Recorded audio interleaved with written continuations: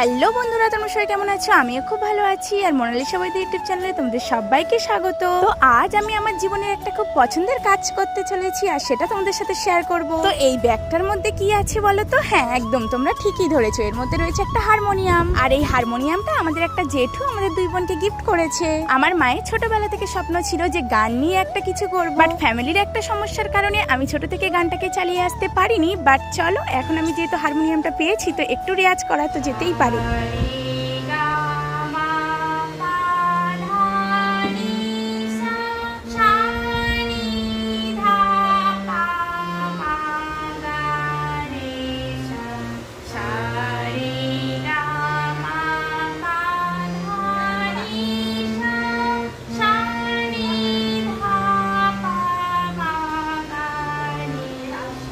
আমি জানি আমার গানের গলা অতটাও ভালো না, তাও একটু চেষ্টা করলাম। তো চলো, টাটা।